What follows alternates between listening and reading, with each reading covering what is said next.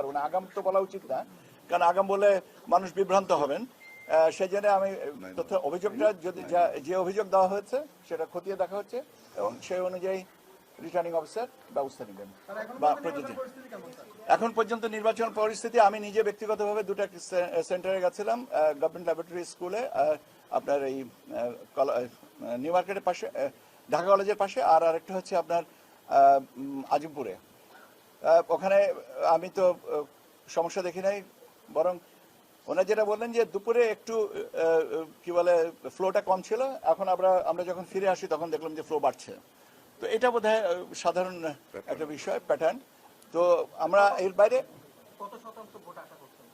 আমরা যে শতাংশ শেষ পর্যন্ত কাস্ট হবে ওইটাই আশা করছি। ধন্যবাদ। সম্মানিত মিডিয়া সহকর্মী ভাই বোনেরা, আমরা দুপুর 2টা পর্যন্ত 42,651টা কেন্দ্রের মধ্যে 36,031টা কেন্দ্র, তার মানে 6,620টা কেন্দ্রের ফলাফল আমরা মানে তথ্যটা পাইনি। এটা সেই অনুযায়ী আমাদের ভোট কাস্টের পরিমাণ হচ্ছে 47.91%, 47.91% ভোট কাস্ট হয়েছে। এটা 2টা পর্যন্ত, সকাল 7:30 থেকে দুপুর 2টা পর্যন্ত 42,651টা কেন্দ্রের মধ্যে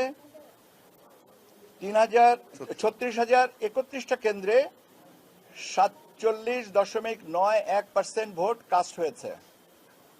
ঠিক আছে, হ্যাঁ, 36031 এই হচ্ছে আমার কাস্টিং এর।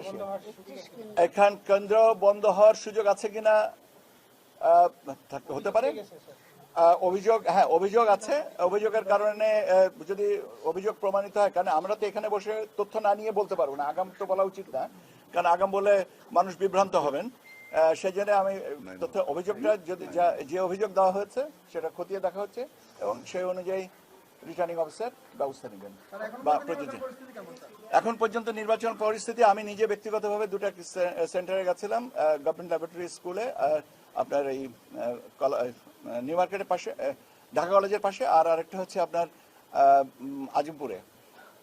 ওখানে আমি তো সমস্যা দেখি নাই, বরং ওনারা যেটা বললেন যে দুপুরে একটু কি বলে ফ্লোটা কম ছিল, এখন আমরা যখন ফিরে আসি তখন দেখলাম যে ফ্লো বাড়ছে।